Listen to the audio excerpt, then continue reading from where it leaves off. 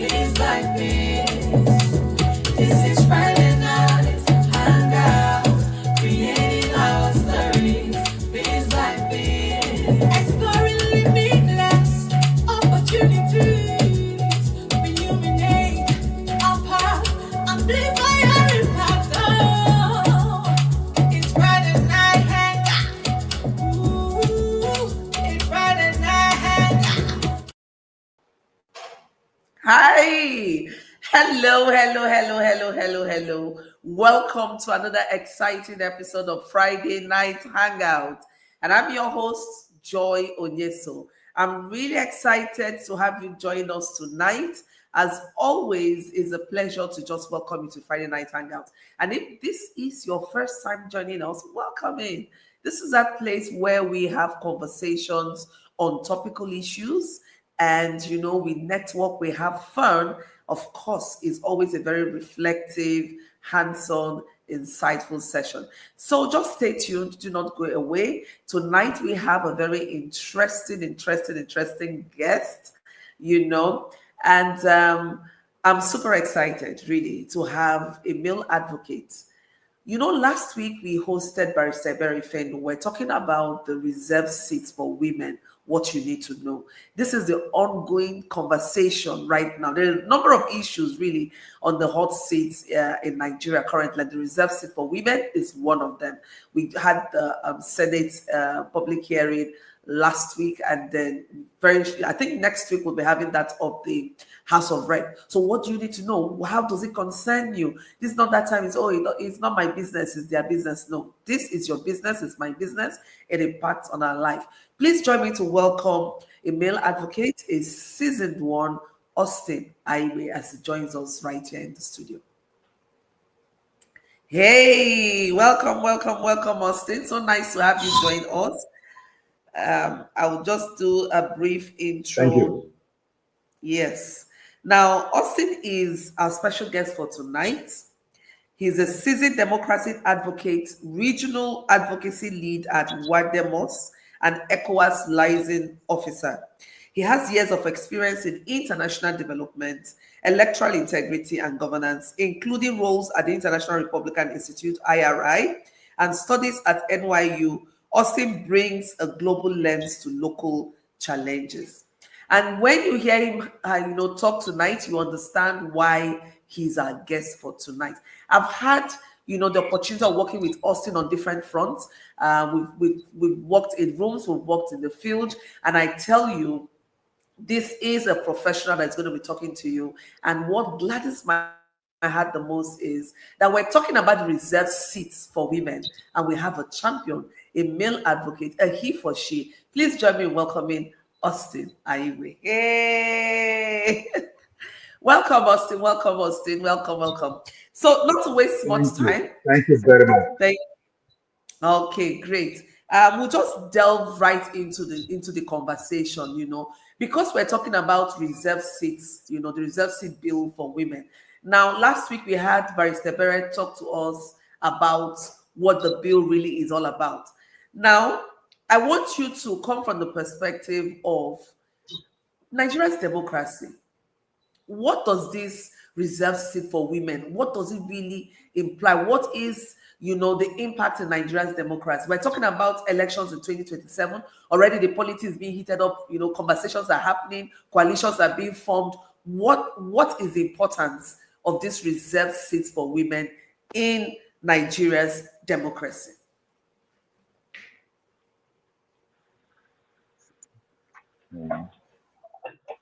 Sorry. Okay, I think we have some network issues. I'm sure he'll be with us shortly. You know how we can be. Okay, great. Yes. Can you hear? Yes. Can you hear me now? Yes. Can you hear me now? Yes, very well. Can you hear me now? Yes, loud and clear. Oh, apologies. It's about raining in my area, so thank you. So I'm battling with two internet because I'm trying to manage them, so I stay on course. So first is that, what is democracy? Understanding what democracy means will enable us answer the question you just posed. We are told, even though the manner of definition of democracy, that liberal democracy and etc. But let me stay with the popular definition, that is the government of the people for the people and by the people. What that means is that democracy brings everybody to the table, particularly when decision is to be made. And those who are able to structure the way democracy or democratic architecture works is that there's representation. In this case, representation of all everybody within the circle. For instance, it is democratic to ensure that those who are historically marginalized are intentionally brought to the table.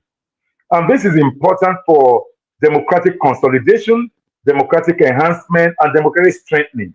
But in our context in Nigeria, let me, since we're talking about exercise in Nigeria, in our context is that you see generally a certain gender does dominate the political affair, and it is not intentional. It is historical. Not until recently, maybe around maybe in the 70s, that the first time a woman voted or women began to vote in our election. Before, in the previous constitution, Maferson and all of those constitution, previous constitution, women could not vote. Even men at some point could not vote. That is not democracy.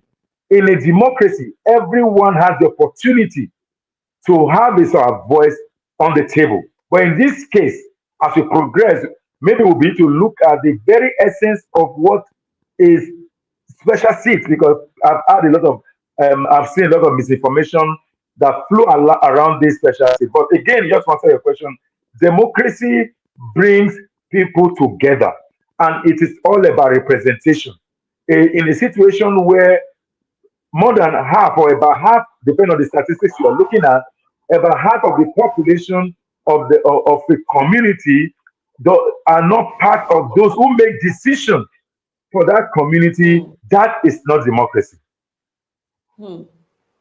Beautiful. Thank you so much. I love the way you've taken us back in time so we can begin to understand why representation matters.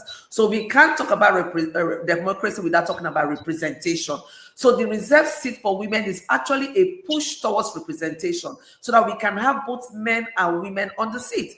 And somebody might ask, so why all the fuss about it? Why are we making so much noise? Why do we need to have women on the seat, men on the seat, men at the table as well? Maybe you can talk a little bit about that. Why is it important to have all the voices on the table, especially when we're talking about growth, we're talking about representation? Why is this even important? Why should it be a conversation we should be having? I've had a lot of people ask this same question. Why? The why is for the development of this country. I've had people talk about why can't women struggle? And I agree with them. But I also ask them, why is it that when we try to talk about ethnic inclusion or federalism as it were, why did we have to put a special section in the Constitution? I think it's section 14 that talks about the Federal Character Commission. Why is it that everybody is not struggling for the power? Why is it that for the Federal Executive Council, you must have representation per state? Why are we doing that? It is for inclusion. It is that certain individuals are not excluded. So why are we asking the question that someone take example in educational system, so to say, and you see in the unity schools, people argue, why can't we just allow the system to run? Why is it that in some states 44 or 50 or 60 can be admitted into the unity school, whereas in other states 150 score candidates, I mean, I'm talking about scores that a candidate gets in an entrance examination. In certain states of Nigeria, to get into the unity school, a student will just need about 50 marks. But in another state, if you have 150, you can't be admitted because of the why. In an attempt to therefore ensure inclusion, you have to lower the grade for certain category of individuals and higher the grade for certain category of individuals. Because we want this all of us to sit on the table. So the whole idea of federalism is to ensure that everyone, whether you are high or low, whether you are historically marginalized or otherwise, you have brought to the table.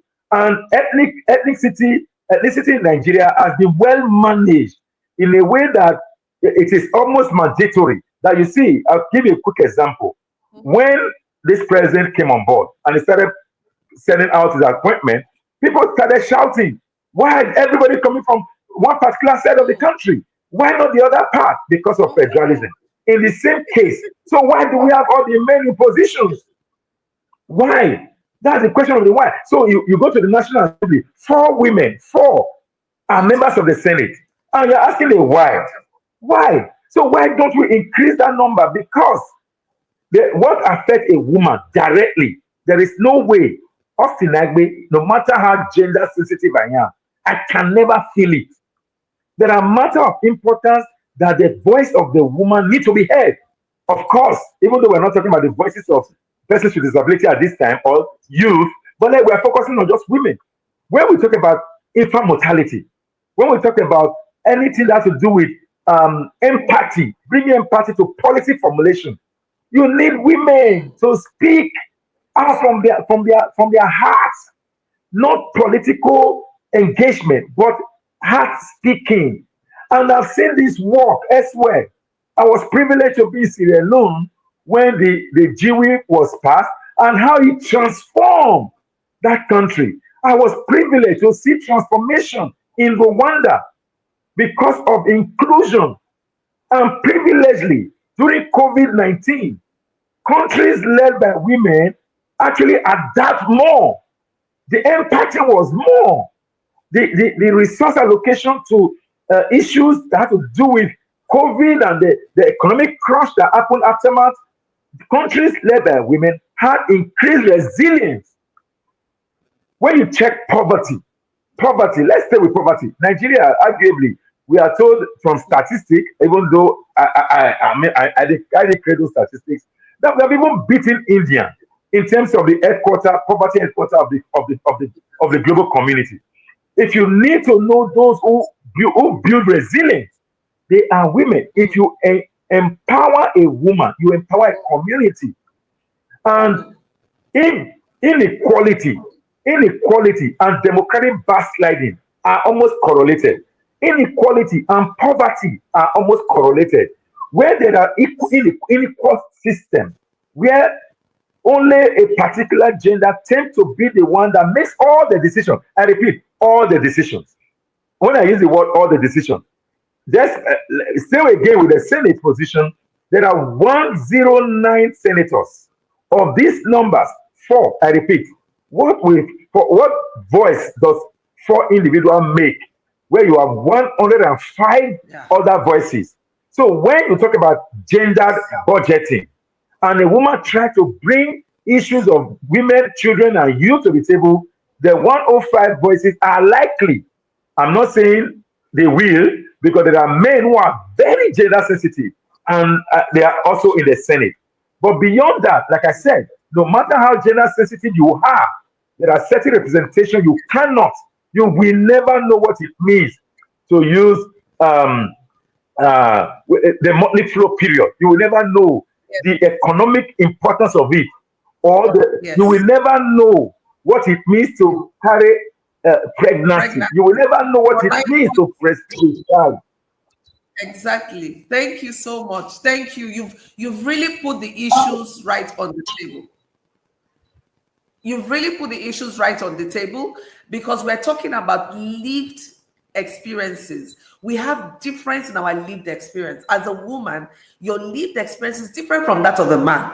And so we need both the perspective of the man and the woman to make holistic decisions that will push the country forward. So these are very, very critical points Austin has put on the table. So if you ask yourself, oh, why should I? You should be bothered because the decisions made, all these decisions made at the political level, the policies made at this level translate into our everyday experience. So for instance, when we talk about taxation, it is the decision the government empowerment makes on taxation that you feel. When we talk about health, access to healthcare, it is the budgeting that is done for this that will determine what percentage goes into maybe budgeting for maternal health and all of that. So you need to take an interest in this. We need to have more women seated at the table who can speak from my experience to say, no, if as a woman I'm pregnant and I go to hospital, this is the first thing I want to get. This is what I want to get during antenatal. And then they bring all this perspective that will shape the way the policies are being made or the laws are being enacted. So it's very important that we have men and women. Now, Austin, looking at this conversation, let's go with the assumption that, we sail with this, because I'm so optimistic that this time around we are going to sail through with this. How then are we going to be able to move from policy to action? So at this point, we already have a policy. We have a national gender policy that talked about 35% affirmative action. But for some of us who are policy maker, advocate, of course, we love that policy. But as I speak now, I think that it would have been better not to even have that policy because it's not been realistic, it's not been achievable. Arguably, it's not even be realistic, so to say. 2 years ago, I think 2022, some women group, including civil society organization, went to court during the administration of Muhammadu Buhari to challenge the government inaction in the implementation of the gender policy. And of course, I think it's section 42 of the Constitution that talks about equality, so to say. And then all manner of conversation entered. And the truth is that the High Court of the FCT made a judgment, in fact, passed a judgment that the government was wrong in not implementing its own policy. And here you are with the challenge of policy. And that's also the challenge of the Constitution. I think chapter 2 or so, is chapter 2 or chapter 4, that they say is not justiciable, talking about all of those rights, right to this, right to that. And well, it's good that they are in the Constitution, but they are not justiciable. The same way, policies are really not justiciable until it become a law. And that is why ANEC policy, for instance, ANEC policies go to court and eventually the judiciary nullify some of those policies because they say that they are mere advisory. They are mere legislative document or support to the law. They are not a law. So, but beyond the law, beyond policy, is to move to the law, and that is why altering the Constitution of the Federal Republic of Nigeria to make specific provision that, for instance, where you have the nomination for Senate, there should be special seats for at least one woman per state.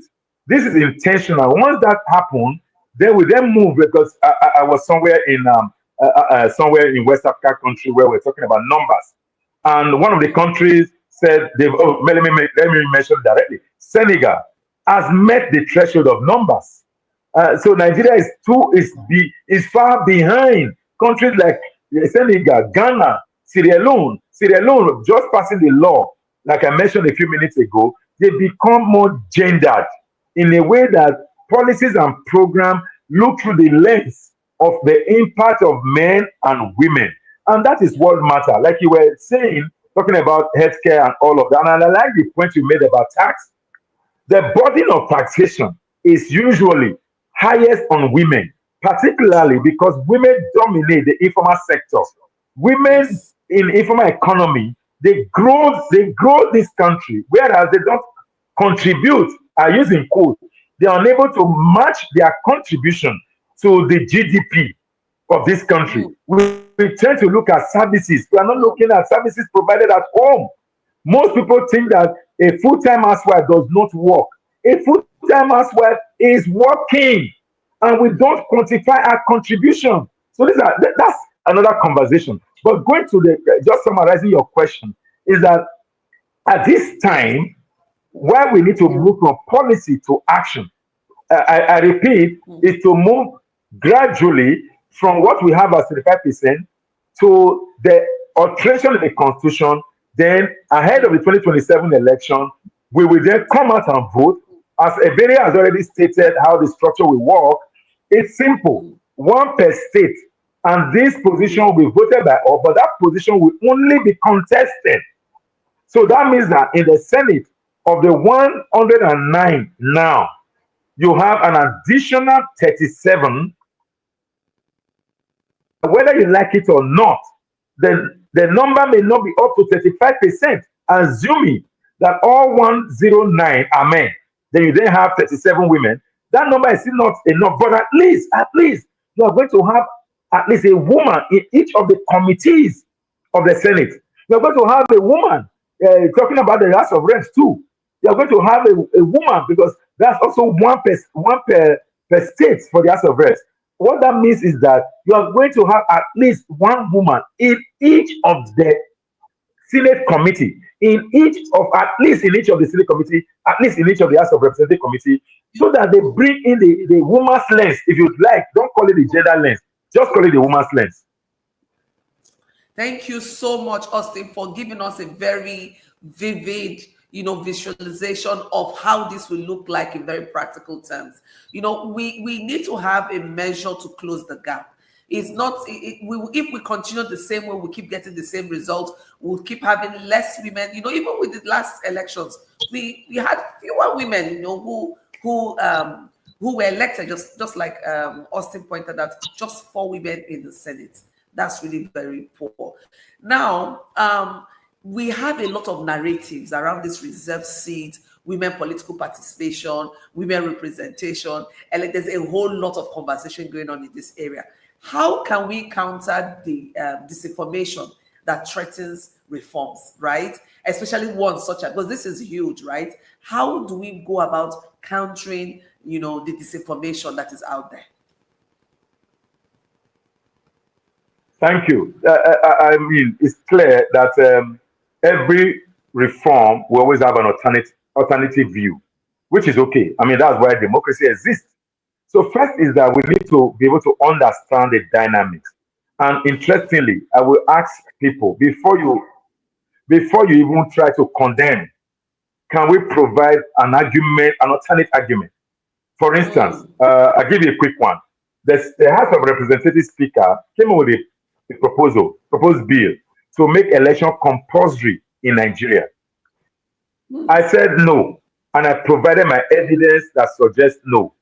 And my evidence, I think, was strong enough, and most other people supported that, maybe align with my argument, or I align with their argument. And the speaker saw that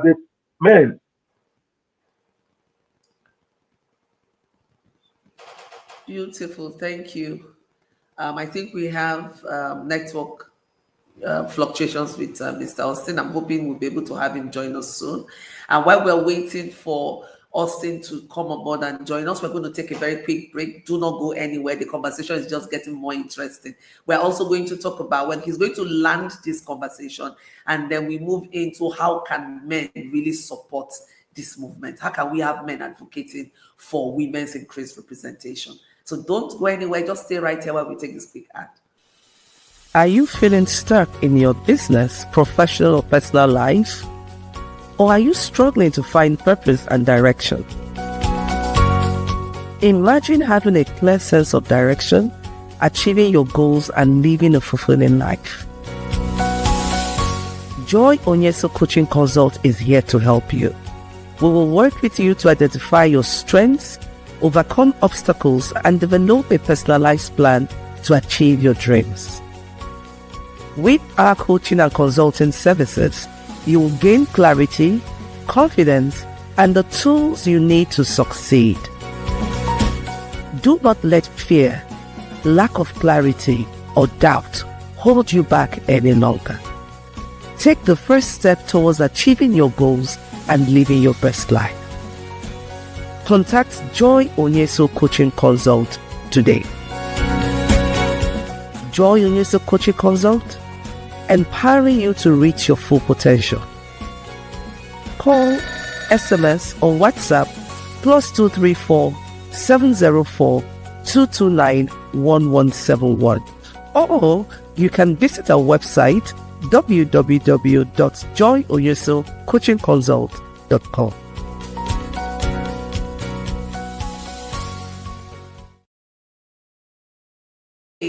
Thank you so much for staying with us. We're having a very interesting conversation. We just took a little break and we're back right now. Now we still have a vibrant, energetic Mr. Austin. Before we went on the break, he was talking about how we can counter disinformation related to reforms. And he was talking about the importance of having an alternative, approach. So I would leave it to him for him to ground that conversation. Thank you so much, Mr. Oscar. All right. Thank you very much. Apologies. I was.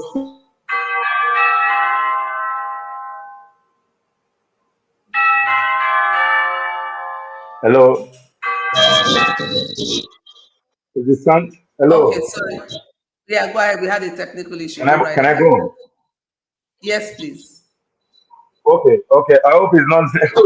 I mean, it No, was a no, no. glitch. You know how, All right. technology So works you see, sometimes. the truth of the matter is, okay. So the thing is that the aim of those who are engaged in misinformation and disinformation narrative about reforms, specifically the result seat B, is intended to destroy it. That there is no need for it. And I've answered technically that if you say there is no need for this, at this time we need to go back to the conversation of chapter 14 of the Federal Character Commission of this country. We need to take it out.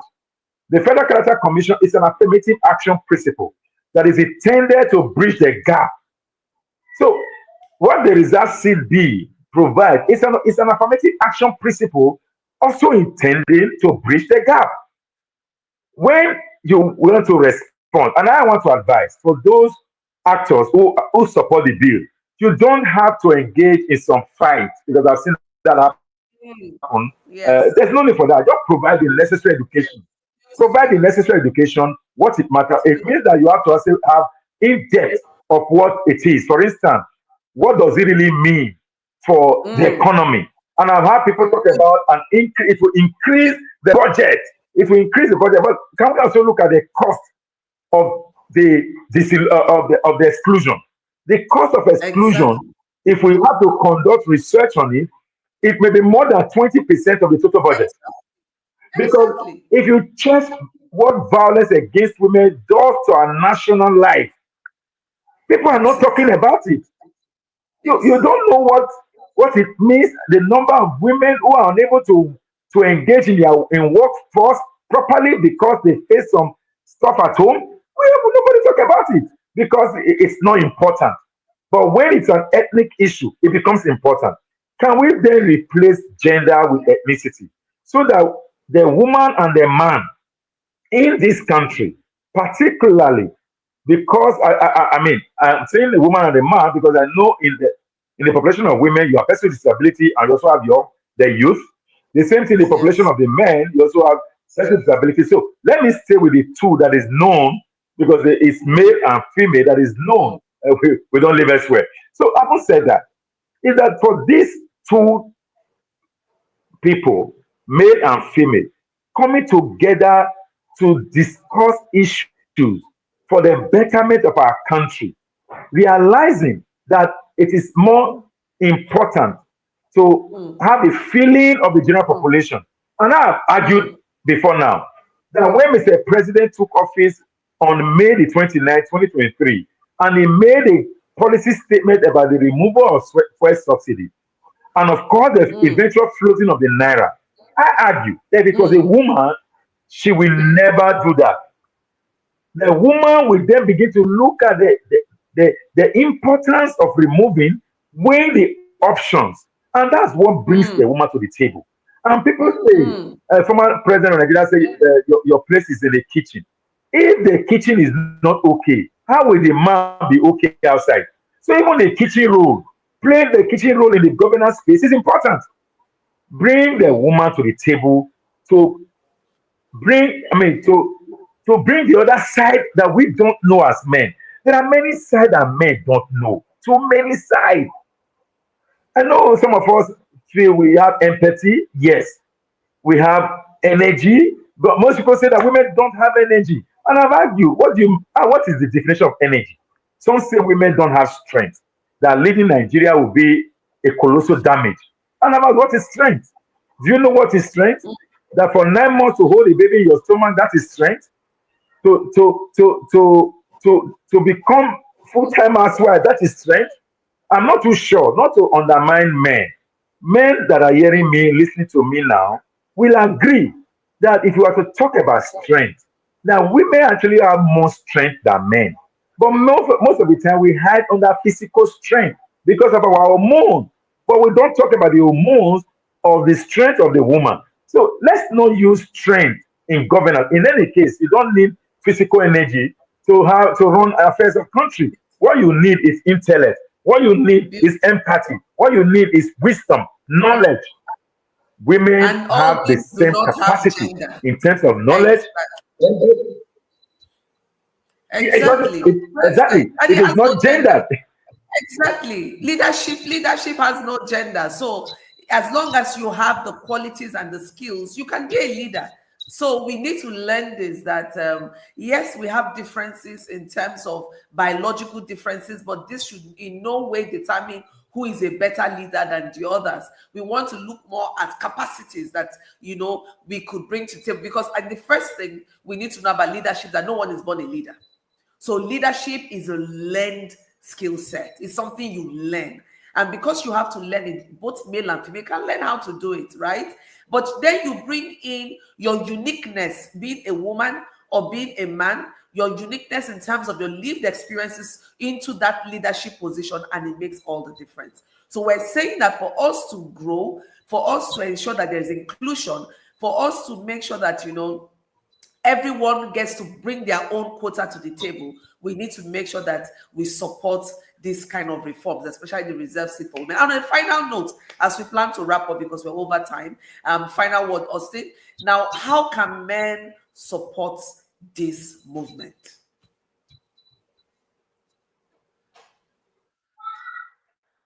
I- any man that know the importance of a woman will surely support it. However, I'm not saying only those men. The thing is for men to understand. We have had we've had first, second, third, and the fourth republic, and in each of those republic, representation of women is largely low. Can we not begin to think the other way? And that's what the special seat offers. But the special seat is saying that we then check this inclusion for the next 16 years. By the time it's 16 years, we'll review and check whether we have made progress. If we didn't make progress, well, we can come back. Maybe if we didn't make progress, I will come back and apologize to say I didn't. Well, but I am telling you, I already see from where I sit because of my global experience. I've seen this happen elsewhere. I've given examples of how Rwanda transformed. How right now, what's happening in Senegal is transforming. It was women group who led the stop to Macky Sall's attempt to elongate his tenure, along with young people. Look at what's about to happen now in Syria. No, just in 2 years, the country is gradually moving up, proposing gendered policies, gendered intervention.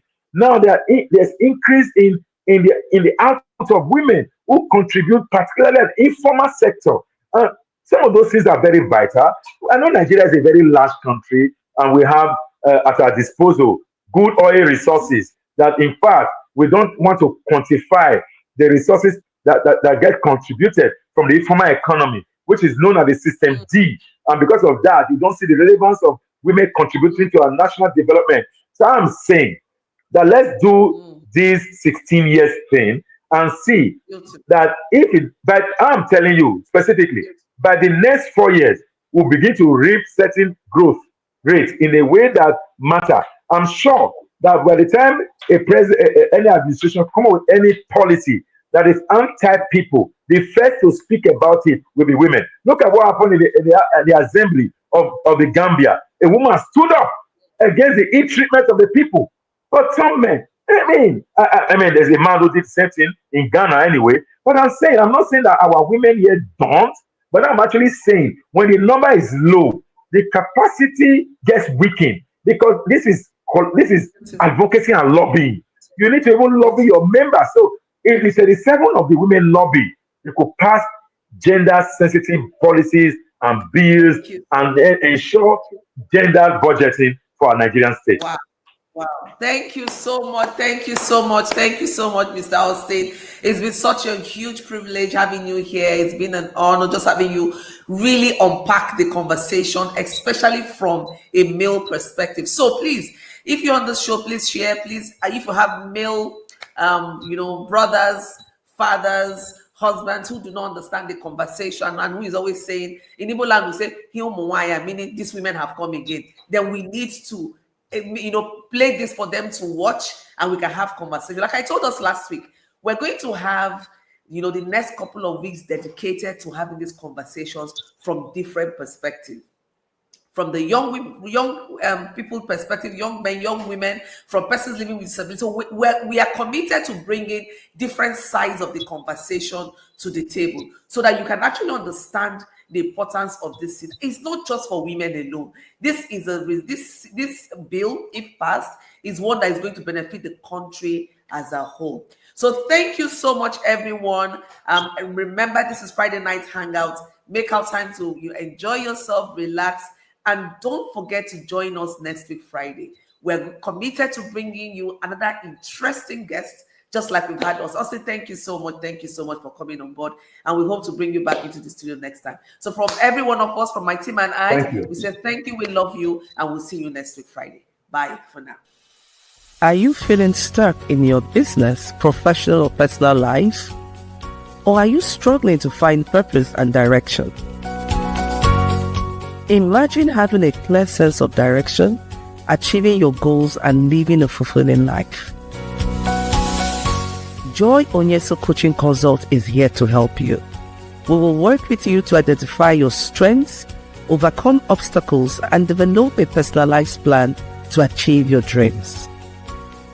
With our coaching and consulting services, you will gain clarity, confidence, and the tools you need to succeed. Do not let fear, lack of clarity, or doubt hold you back any longer. Take the first step towards achieving your goals and living your best life. Contact Joy Onyesoh Coaching Consult today. Joy Onyesoh Coaching Consult, empowering you to reach your full potential. Call, SMS, or WhatsApp +234 704 229 1171, or you can visit our website www.joyonyesohcoachingconsult.com.